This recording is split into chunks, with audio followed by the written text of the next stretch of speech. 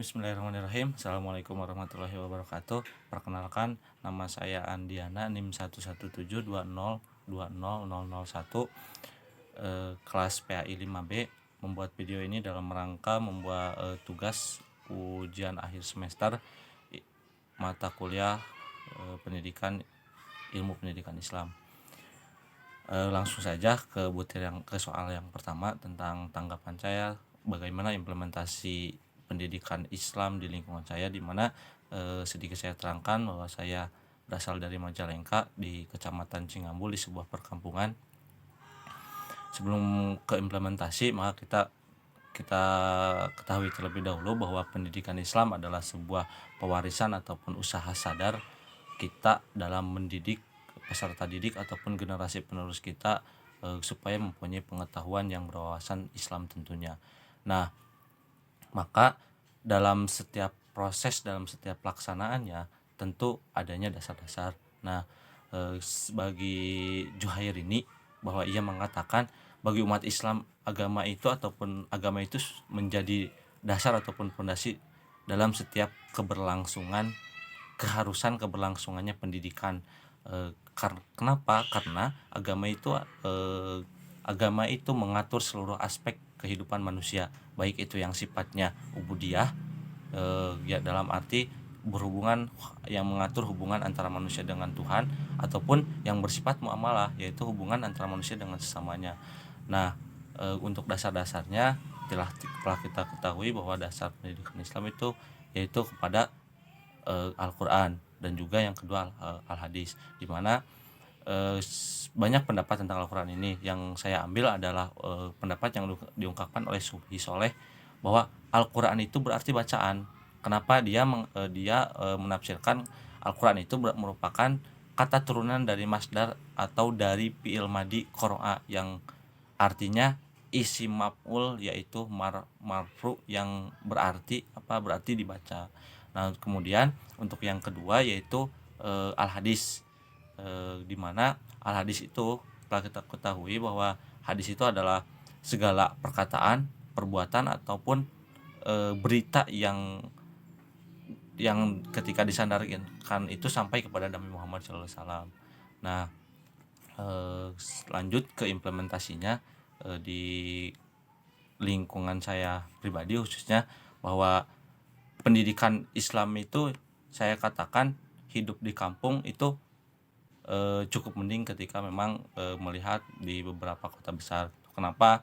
Karena yang pertama dilihat dari surat Al-Mujadalah ayat 11 yang mengatakan bahwa Allah akan meninggikan orang-orang yang beriman di antara kamu dan orang-orang yang diberi ilmu pengetahuan beberapa derajat. Nah, sepertinya kita yang berada di kampung pun paham tentang ayat ini, yang sehingga ini terbukti dengan apa? Dengan satu bentuk implementasi pendidikan Islam itu dengan apa? Dia mau mencari ilmu ataupun pendidikan itu keluar daerah, karena berasal dari pentingnya ataupun berasal dari ayat tadi. Terus yang kedua ada ayat juga yang mengatakan di surat At-Taubah ayat 122 yang disebutkan mengapa tidak pergi dari tiap-tiap golongan di antara mereka beberapa orang untuk memperdalam pengetahuan mereka tentang agama, dan untuk memberi peringatan kepada kaumnya apabila mereka telah kembali kepadanya, supaya mereka itu dapat menjaga dirinya. Nah, yang tadi dikatakan bahwa ilmu itu akan mengangkat beberapa derajat, ini terbukti ketika beberapa orang yang terdidik baik di pesantren ataupun di pendidikan itu menjadi tokoh lah di kampungnya. Kemudian ayat yang kedua tadi, ayat At-Taubah, memerintahkan bahwa orang untuk pergi keluar daerah untuk mencari ilmu, kemudian kembali lagi, ketika kembali dia menjadi pengingat bagi kaumnya gitu. Nah, ini pun sama, ini ada yang pergi melalui pendidikan yaitu kuliah di luar kota, kemudian ada yang pergi ke pesantren untuk menuntut ilmu agama tentunya. Nah, proses ini sangat unik ataupun sangat menarik bagi saya, karena yang hidup di kampung akan tetapi meskipun jauh dari dakwah, tapi itu sampai kepada masyarakatnya gitu. Begitupun dengan pengajian-pengajian di mana dalam satu wilayah itu, dalam satu kampung itu pengajian-pengajian anak-anak ataupun melalui madrasah-madrasah ibtidaiyah itu berjalan. Ada yang pengajian formal dan juga ada yang pengajian ada yang formal di madrasah dan ada juga yang informal. Nah, yang informal itu berbeda-beda tiap RW. Ada yang hanya satu kali sebada maghrib saja, terus ada juga yang bahkan sampai 3 kali subuh, asar dan juga maghrib. Ini sangat menarik perihal pendidikan Islam gitu sejak yang dibentuk sejak dari dini, yang sehingga apa akan membentuk generasi yang memang secara pondasi itu sudah dibekali oleh pengetahuan agama, yang sehingga ketika dia berangkat keluar kota setidaknya meskipun terbawa oleh arus globalisasi dia bisa memfilternya serta memilih tetap pada eh, jalur yang tidak dilarang oleh Allah Subhanahu wa taala. Itu. Lanjut kepada pertanyaan kedua. Untuk yang selanjutnya, pertanyaan kedua tentang bagaimana formulasi integrasi antara ilmu agama dengan ilmu umum berdasarkan pendekatan problem based learning atau pendekatan berbasis penyelesaian masalah. Dimana saya merunutnya dari sejarah ketika kita melihat bahwa perkembangan pendidikan formal dengan perkembangan pendidikan tidak formal, dimana pada waktu itu ketika masih zaman penjajahan Belanda, para kiai menggagas sebuah pondok pesantren di mana diadakan holakoh-holakoh untuk menyampaikan ilmu pendidikan keagamaan. Lalu kemudian di pihak yang berbeda eh, ada sekolah-sekolah yang didirikan oleh oleh kolonial Belanda, di mana pada waktu itu sekolah didirikan itu untuk tujuan apa? Yang pertama tujuannya selain untuk para anak-anak dari orang-orang Belanda itu juga ada untuk anak pribumi. Untuk anak pribumi ditujukan untuk apa? Untuk kebutuhan dari tenaga kerja ya pada waktu itu. Semisal membutuhkan sekretaris, maka diambil dari pribumi dan disekolahkan di sekolah itu. Maka orientasi pendidikan pada waktu itu adalah pekerjaan yang memang pada sampai saat ini orientasi itu masih seperti itu. Kita di sekolah dengan tujuan untuk mencapai hanya cukup pada ingin bekerja pada satu instansi saja. Nah, kemudian ada sebuah integrasi di mana yang tadinya pendidikan Islam itu disampaikan secara tidak formal melalui halakoh-halakoh saja atau melalui diskusi-diskusi saja, integrasi dengan adanya madrasah. Nah, yang sekarang dibawahi oleh Kementerian Agama. Kemudian dengan adanya madrasah ini yang sehingga yang tadinya di pesantren itu bahkan mempelajari ilmu umum itu diharamkan oleh kiai-kiai itu, pandangannya menjadi lebih terbuka, dalam arti orang-orang yang santri-santri tidak hanya belajar tentang ilmu agama saja, kan, tetapi bisa mempelajari ilmu-ilmu umum pun sebaliknya gitu. Ilmu yang belajar di sekolah juga bisa belajar tentang ilmu keagamaan. Nah, dengan adanya madrasah seperti itu, kurikulum yang lebih jelas, maka sedikit kemajuan dalam bidang pendidikan di Indonesia.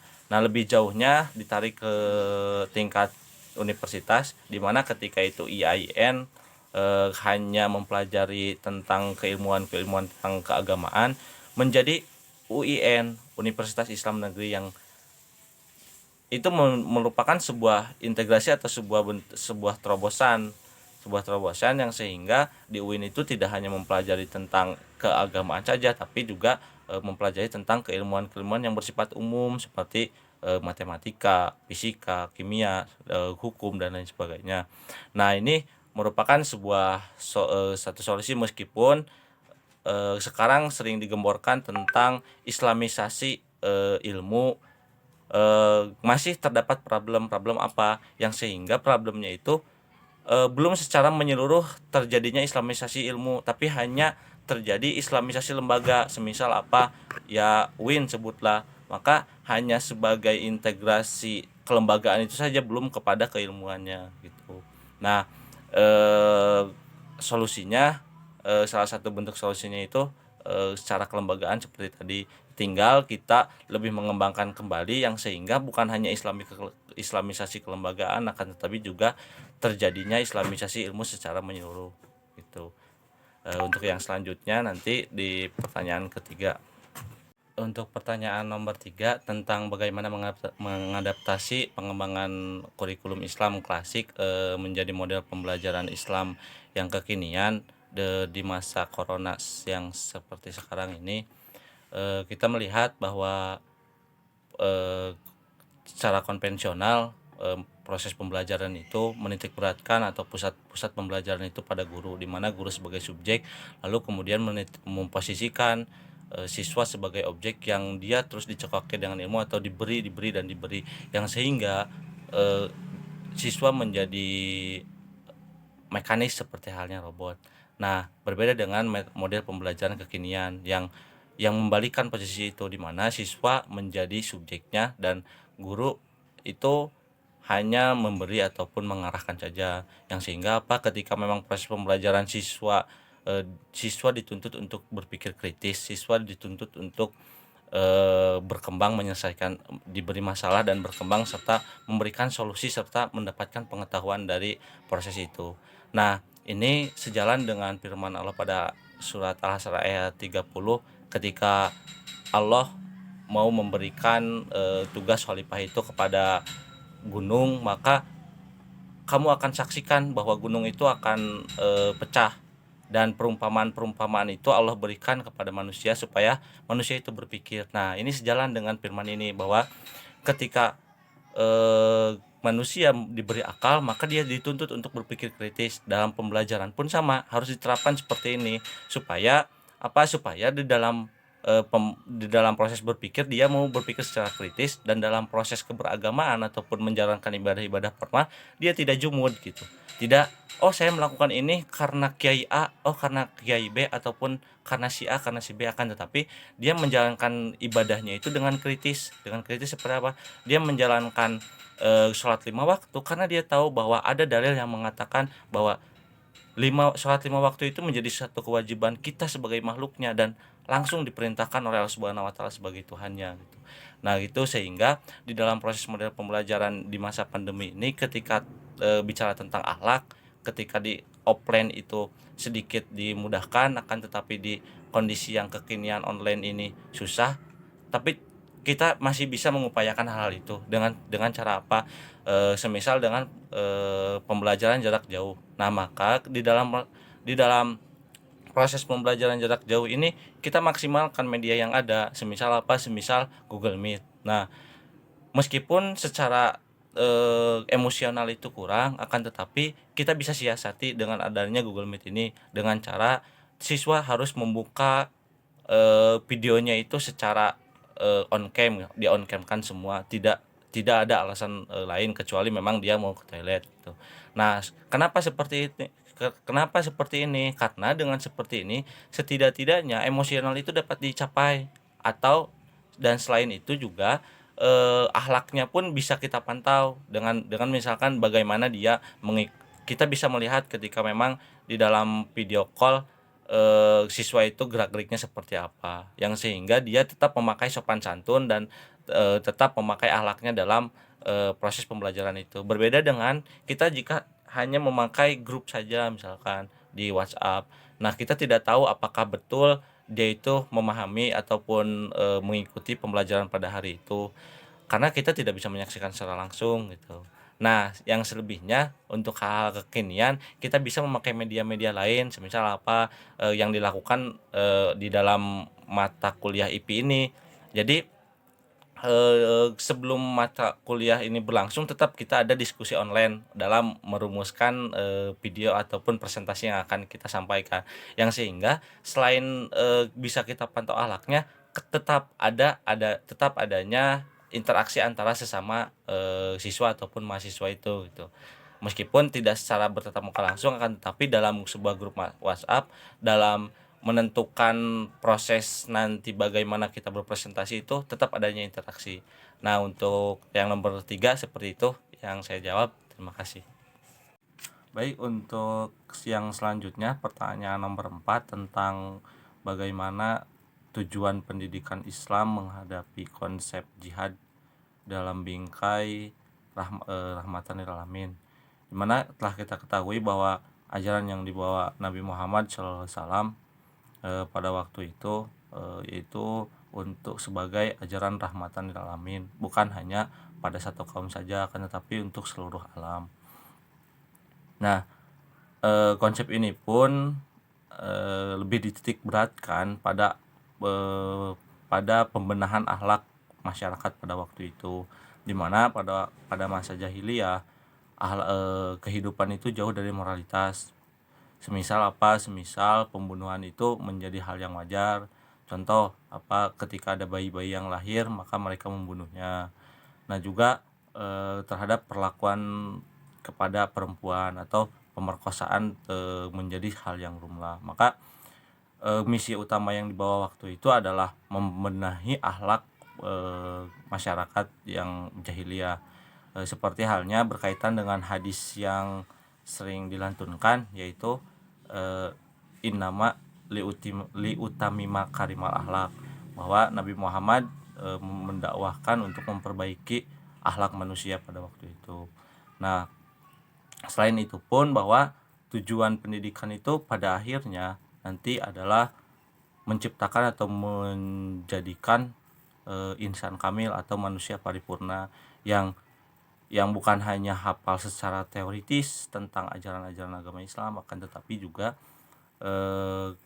mampu menerapkan, mengimplementasikan dalam kehidupan sehari-harinya. Nah, selain itu juga saya mengambil dari pandangan beberapa ahli atau beberapa perspektif, di mana di sini saya mengambil dari Abdurrahman dalam bukunya tentang educational theory Al-Quranic Outlook. Nah, dia mengklasifikasikan tujuan pendidikan Islam itu menjadi 4, yaitu tujuan pendidikan yang pertama tujuan pendidikan jasmani, yang kedua rohani, yang ketiga akal, dan yang keempat sosial. Nah, tujuan yang pertama, tujuan pendidikan secara jasmani ini sangat-sangat penting. Kenapa? Karena dalam tugas manusia sebagai pemimpin jelas membutuhkan raga. Nah, akan tetapi bukan raga hanya yang berwujud saja, yang kita menerima bahwa gen ini dari Tuhan itu wujudnya, akan tetapi harus dibekali dengan apa? Fisik ini harus dibekali dengan keterampilan supaya minimal supaya tubuhnya itu kuat, seperti tertuang dalam surat An-Anfal ayat 60, di mana lebih menitik beratkan, ada yang Al-Qawi itu mendefinisikannya itu lebih kepada kekuatan fisik. Nah, saya bacakan surat Al-Anfal ayat 60 itu berbunyi, Bismillahirrahmanirrahim, wa'idu lakum mastata'tum min quwwati wa min ribatil khalil turhibu nabihi adu wallahu wa aduwakum wa akharina min dunihim la ta'lamunakum Allahu ya'lamuhum wa ma tunfiqu min syai'in fi sabilillahi yuwaffa ilaikum wa antum la tudlamun. Dimana yang artinya, maka persiapkanlah segala kemampuanmu untuk menghadapi mereka dengan kekuatan yang kamu miliki, dan pasukan berkuda dengan dapat menggentarkan musuh-musuh Allah, musuh yang tidak kamu ketahui tetapi Allah mengetahuinya. Apa saja yang kamu infakkan di jalan Allah pasti akan dibalas dengan cukup kepadamu dan kamu tidak akan dirugikan. Nah, ini ayat ini menggambarkan bahwa sangat penting kekuatan fisik yang dibekali dengan keterampilan-keterampilan yang lain, yang sehingga dalam memimpin itu sudah dibekali dengan keterampilan-keterampilan tadi. Yang kedua adalah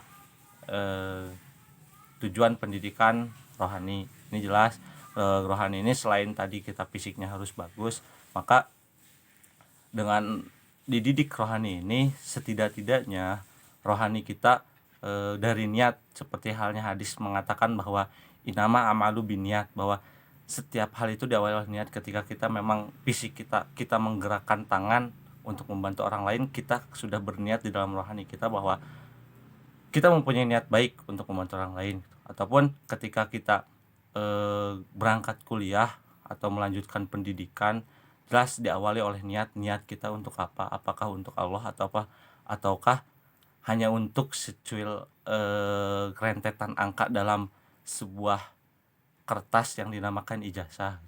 Nah, ini sangat penting karena dengan adanya pendidikan rohani ini setidaknya kita tidak bermuka dua, setidaknya kita mampu meluruskan niat kita sehingga apa yang kita lakukan pun ya baik gitu. Terus kemudian untuk yang ketiga, tujuan pendidikan akal. Nah, kita kita telah mempelajari tentang filsafat Islam di mana bahwa pada masanya perkembangan pendidikan Islam itu sangat maju. Nah, dengan adanya akal membuat kita dalam menjalani ibadah, minimal dalam menjalani ibadah itu tidak jumud, tidak mengikuti oh kata Ustadz A, Ustadz B, Ustadz C. Akan tetapi dengan adanya akal kita mampu memikirkan, ini ayat ini kenapa kita sholat seperti ini, bentuknya gerakannya seperti ini. Dengan adanya akal kita mampu mengkaji itu sehingga dalam melakukan ibadah formal kita tidak hanya jumud pun dengan keilmuan yang lain. Dengan adanya akal maka kita mampu berpikir, mampu membuat satu metode pembelajaran. Terus yang keempat yaitu tujuan pendidikan sosial. Nah, tujuan pendidikan sosial ini jelas ketika memang satu individu sudah matang maka akan tercermin dalam bentuk kemasyarakatannya. Ketika memang dalam satu masyarakat itu memunculkan individu yang sudah matang, maka dalam bermasyarakatnya pun akan bagus gitu, akan terbentuk satu umat yang saling bahu membahu dalam kemajuan Islam itu sendiri. Untuk tujuan, terus bagaimana kaitannya dengan berjihad? Nah, seringkali jihad itu dikatakan bahwa Islam itu sangat sporadis, sangat kejam dengan bentuk penyiaran dakwahnya yang kekerasan. Nah, akan tetapi di sini saya berpendapat bahwa tidak seperti itu gitu. Dari waktu yang telah dikasih selama kurang lebih 4 jam itu yang mungkin bisa saya jawab semaksimal mungkin. Kurang lebihnya mohon maaf. Terus terakhir buat ibu dosen yang telah mengampus selama 1 semester ini, saya haturkan terima kasih banyak. Mohon maaf jika memang keberjalanannya ada hal-hal yang memang saya kurang maksimal. Yang sebesar-besarnya saya ucapkan kembali terima kasih banyak. Ibu telah memaksimalkan dalam mengajar ilmu pendidikan Islam di semester ini dalam keadaan yang memang ya cukup rumit di masa pandemi ini. Sekali lagi saya ucapkan terima kasih. Semoga ilmunya berkah baik buat saya yang menerima ataupun ibu yang menyampaikan dan umumnya buat seluruh mahasiswa yang ibu ajar pada semester 5. Terima kasih, mohon maaf atas segala kesalahan. Wassalamualaikum warahmatullahi wabarakatuh.